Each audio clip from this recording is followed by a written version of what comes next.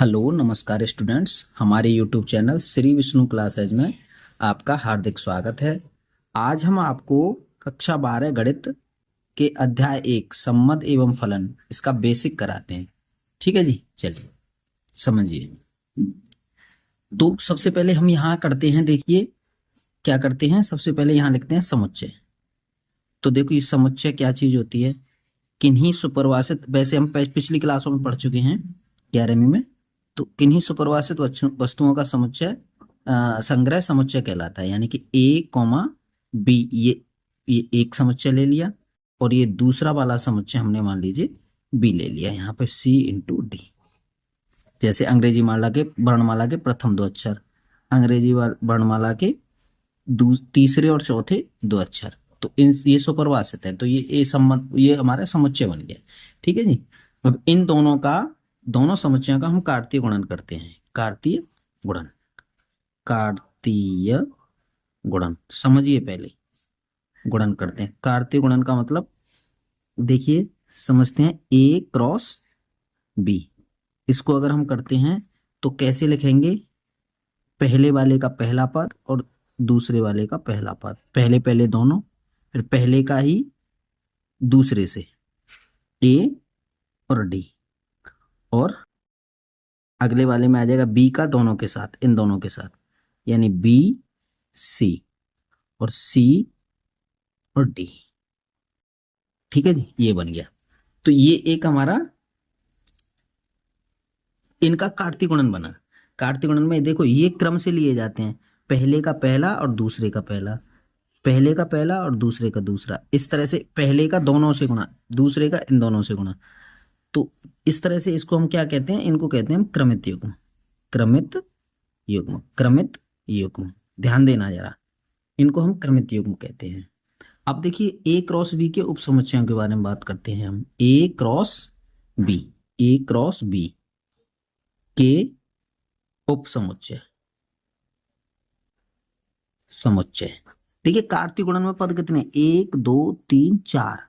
तो इसको निकालेंगे हम, इनके पदों की संख्या इसके उपसमुच्चयों की संख्या कितनी होगी, 2 की घात 4। यानी कि 2 पे जितने इसके कार्तीय गुणन के पद बने उनको घात के रूप में लिख देते हैं। तो कितने बने साहब, 2 गुणा 2 गुणा 2 गुणा 2, 2 दूनी 4 दूनी 8 दूनी 16। तो इसके हमारे कितने उपसमुच्चय बनेंगे, 16 उपसमुच्चय बनेंगे। तो अब क्या करते हैं, देखिए अब यहां पे हम संबंध की परिभाषा लेते हैं। संबंध की परिभाषा, संबंध की परिभाषा, संबंध की परिभाषा, परिभाषा। अगर संबंध की परिभाषा अगर हम यहां से लिखेंगे तो कैसे लिखेंगे, यानी कि A cross A, A cross B, A cross B, A cross B के प्रत्येक प्रत्येक उपसमुच्चय उपसमुच्चय को संबंध संबंध संबंध यानी कि रिलेशन, यानी उसको आर से निरूपित करेंगे, कैपिटल आर से, रिलेशन कहते हैं। समझ रहे हैं ना। अब हम यहां से आगे हम संबंधों के प्रकार के बारे में बात करेंगे। संबंधों के प्रकार, संबंधों के प्रकार के बारे में आएंगे। तो देखिए एग्जाम्पल से समझते हैं। पहले एक एग्जाम्पल ले लेते हैं। या फिर ऐसा करिए कि यहाँ पे हम संबंधों के प्रकार में हम कौन से संबंध पढ़ेंगे। हम पढ़ेंगे, सबसे पहला पढ़ेंगे हम स्वतुल्य संबंध। स्वतुल्य संबंध, इसको हम अंग्रेजी में कहेंगे रिफ्लेक्सिव रिलेशन। रिफ्लेक्सिव रिलेशन, मैं यहां छोड़ देता हूं, यहां मैं उसका सूत्र लिखा दूंगा आपको। दूसरा लिखेंगे हम सममित संबंध। सममित संबंध को हम कहेंगे सिमेट्रिक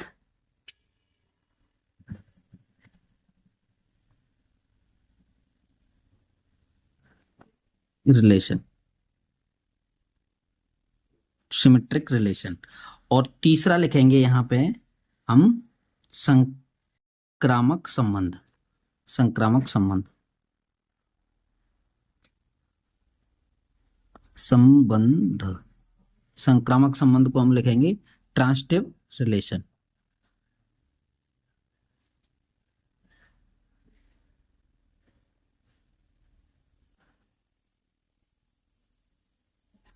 ट्रांसिटिव रिलेशन, ठीक है जी, ट्रांसिटिव रिलेशन लिखेंगे इसे। अब उसके बाद हम लिखेंगे इसे, एक आता है आपका तुल्यता संबंध, तुल्यता संबंध, संबंध इसको कहेंगे हम equivalence, EQUIVALENCE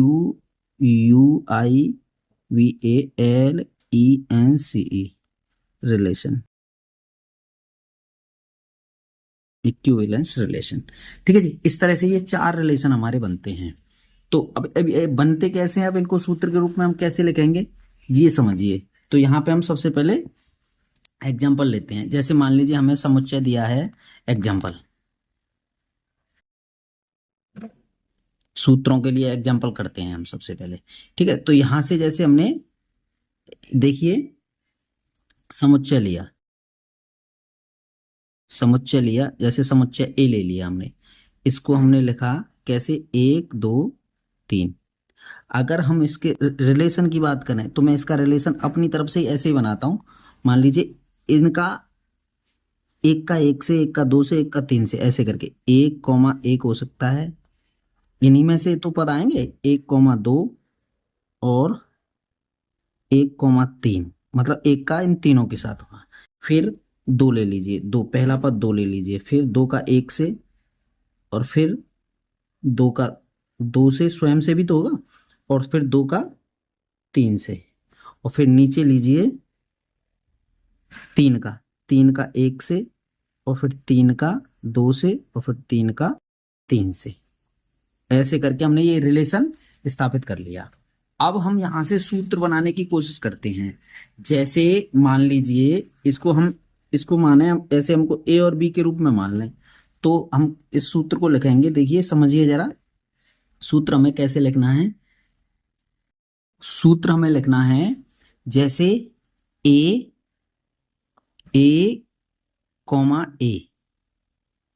belongs to are, यानी कि दोनों पद एक जैसे हों। प्रत्येक उपसमुच्चय, इस उपसमुच्चय में प्रत्येक पद, प्रत्येक का, जैसे 1 2 3 है तो 1,1 हो, 2,2 हो, 3,3 हो, और वो उसमें रिलेशन यानी इस संबंध में मिलना चाहिए। तो हमारा कैसा हो जाएगा, वो स्वतुल्य संबंध बन जाएगा। एक सूत्र तो हमारा यहां से ये बनता है, ठीक है जी, समझ पा रहे हैं। एक सूत्र तो ये बना, यानी कि प्रत्येक, यानी 1 2 3 3 पद दिए हैं उसमें, तो तीनों पद जो है 1 का 1 से, 2 का 2 से, 3 का 3 से, ये प्रत्येक आना चाहिए इसमें, तो ये स्वतुल्य संबंध होगा, मतलब स्वयं से तुलना, ठीक है। अगला आता है आपका सम्मित संबंध। सम्मित संबंध में हम करेंगे ए कॉमा बी, ये बिलोंग्स टू होना चाहिए किससे, आर, आर में मिले। तो अगर ए कॉमा बी आर में मिल रहा है, संबंध में मिल रहा है, तो बी कॉमा ए, यानी कि उल्टा, इसका उल्टा, बी पहले और ये, यानी कि 2,3 मिला तो 3,2 भी मिलना चाहिए। किसमें, इस संबंध में जो हमने आर अभी कराया है, ये वाला, ये संबंध इसमें मिलना चाहिए प्रत्येक पद का, ठीक है। अब आता है साहब संक्रामक संबंध। संक्रामक संबंध में क्या होता है हमारा, जैसे हमने लिखा ए कॉमा बी लिया, और बी कॉमा सी, ध्यान देना।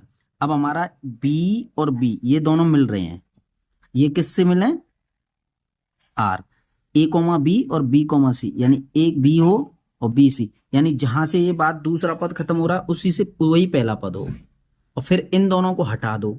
इन दोनों को हटाने के बाद ए और सी मिला, तो अगर आर में मिल रहे हैं, संबंध में मिल रहे हैं, तो हमारा क्या हो सकता है, A comma C belongs to R, तो ये भी मिले, तब हमारा ये संक्रामक संबंध कहलाएगा। अच्छा जी, ठीक है।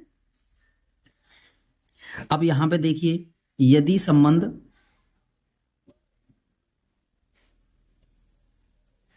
संबंध आर, रिलेशन जो है क्या है, स्वतुल्य है, स्वतुल्य, स्वतुल्य, सम्मित, सम्मित तथा तथा संक्रामक,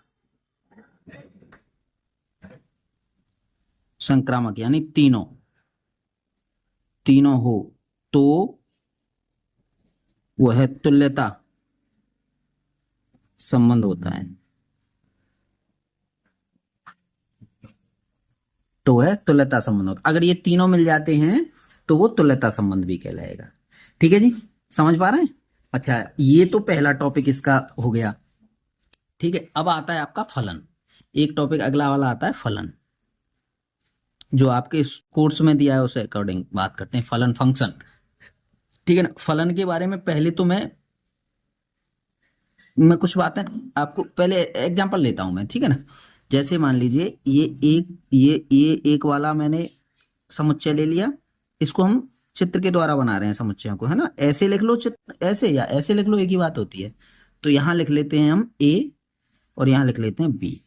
तो यहां लिखा हमने 1 और 2 और यहां लिख लिया ए और बी, यानी कि 2 पद इसमें हैं, 2 पद इसमें हैं। इसका रिलेशन के लिए हमने आर लिख दिया यहाँ, इसका इससे रिलेशन है, ध्यान दो, इसका इससे रिलेशन है, तो इसका इससे ले लिया और इसका इससे ले लिया, ध्यान देना जरा। तो इसके ये पहला वाला तो कहलाएगा हमारा प्रांत और ये कहलाएगा सहप्रांत। मतलब इसके पद जो होंगे वो प्रांत कहलाएंगे और इसके होंगे वो सहप्रांत कहलाएंगे। ध्यान देना जरा, सहप्रांत कहलाएंगे। तो सबसे पहले तो हम प्रांत और सहप्रांत के बारे में बात लिख लीजिए आप। यहां पहली हेडिंग डालो प्रांत, लिखा देता हूं प्रांत। पहले समुच्चय के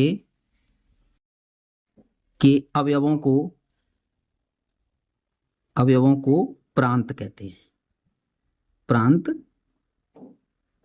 कहते हैं, पहली बात। और दूसरी बात है हमारी क्या, सहप्रांत, सहप्रांत। सहप्रांत, सहप्रांत, सहप्रांत होता है हमारा, सहप्रांत होता है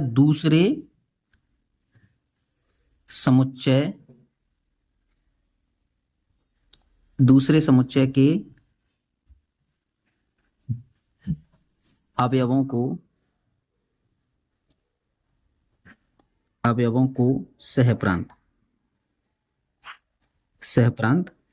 सहप्रांत कहते हैं,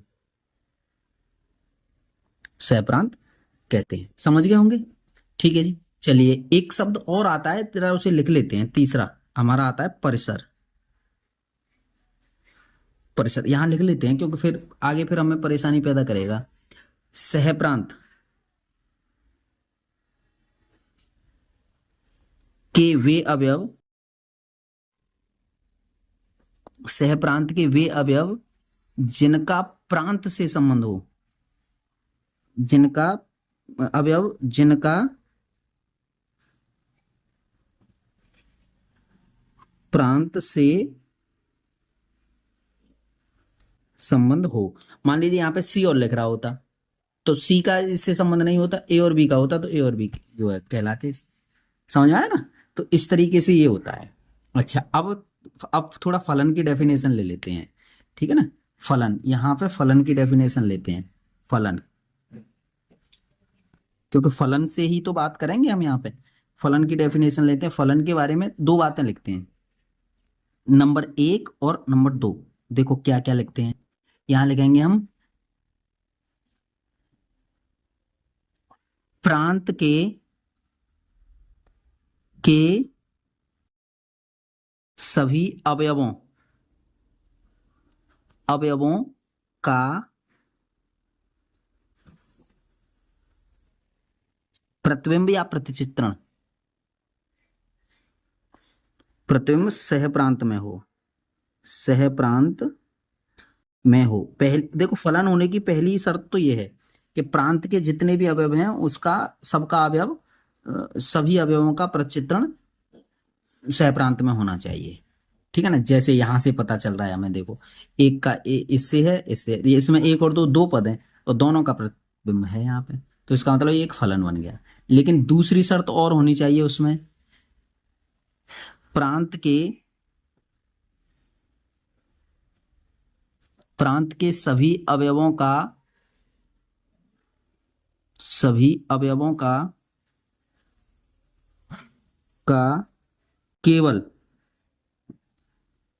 केवल एक प्रतिबिंब होना चाहिए, केवल एक प्रतिबिंब हो, केवल एक प्रतिबिंब हो। यानी कि अब इस दो को अगर मैं इससे और बना दूं तो दो का बी भी हो गया और ए भी हो गया, तो इस तरह से ये नहीं हो सकता। लेकिन केवल एक एक होना चाहिए, केवल एक ही प्रतिबिंब होना चाहिए, तो आपका क्या बना, ये फलन कहलाएगा। ठीक है जी, यहां से फलन की डेफिनेशन हमारी आपको याद होगी। अब देखो फलन हमारे कोर्स में वैसे तो और भी हैं, लेकिन हमारे जो कोर्स में दिए हैं ना, मैं उनके अकॉर्डिंग बात कर रहा हूं। हमें दिए हैं आपको, देखिए यहां से ले लेते हैं, आगे निकालते हैं। एक दिया है आपको, पहले नंबर का दो फलन दिए हैं हमें। एक तो दिया एक एकी फलन, एक एकी फलन, जिसको हम क्या कहेंगे, वन वन वन वन। ठीक है ना, एक एक ही फलन के बारे में हम बात करते हैं। तो देखो पहले हम चित्र बनाते हैं, यहां समझाएंगे आपको, जब तभी ले लेते हैं। ठीक है, ये एक है, ये दो है, ये ए है और ये बी है। देखिए इसका इधर चित्र ले लीजिए और इसका इधर, कैसे भी बना लो चित्र, तो सामने सामने भी बना सकते हैं। ये ए है और ये बी है, यहाँ प्रांत कहेंगे इसको, और इसको कहेंगे हम सहप्रांत, सहप्रांत। ठीक है जी,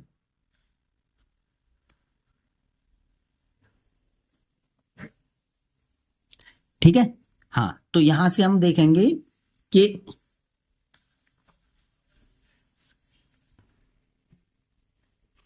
यहां से अगर हम डेफिनेशन अगर इसकी लिखना चाहें, तो आप देखो एक का एक से संबंध है, एक का एक से, प्रांत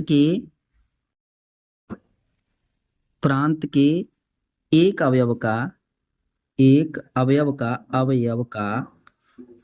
अवयव एलिमेंट जो इसमें भाग लेते हैं, जो इससे समुच्चय बनता है, अवयव का अवयव का सहप्रांत के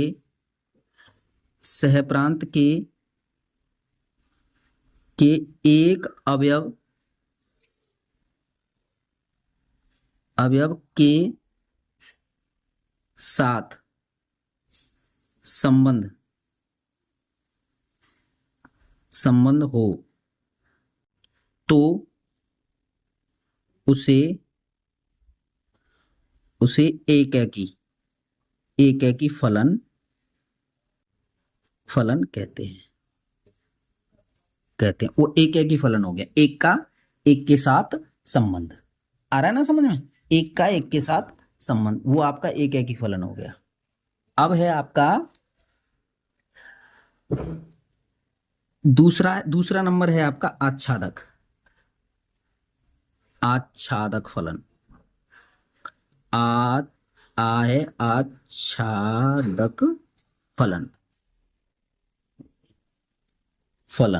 आच्छादक फलन, उसके इसको कहेंगे ऑन टू, ON और TO, ऑन टू। ठीक है, इसको थोड़ा देखते हैं, पहले डेफिनेशन लिख लेते हैं, चित्र पीछे बना लेंगे, है ना। सहप्रांत के, कैसे लिखते हैं, सहप्रांत के सभी अवयवों का प्रतिबिंब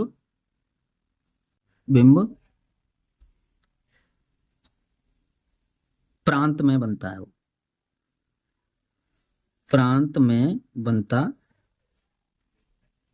हो। ठीक है, जैसे ये देखो, ये एग्जांपल दे देते हैं, ये है आपका A और ये है B, यहां प्रांत कहेंगे इसको, यहां सहप्रांत कहेंगे, ठीक है सब।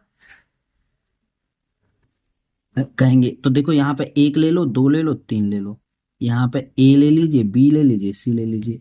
अब देखो समझो कि इसका इधर यूं, इसका इधर, इसका इधर, देखो ये हर एक से बना। अगर इसमें एक अवयव और हो यानी डी और हो, अगर इसमें डी और लगा दें हम, तो इस ये जो है इसमें प्रतिबिंब नहीं बनेगा, तो ये आच्छादक नहीं कहलाएगा। ठीक है, समझ पा रहे हैं ना।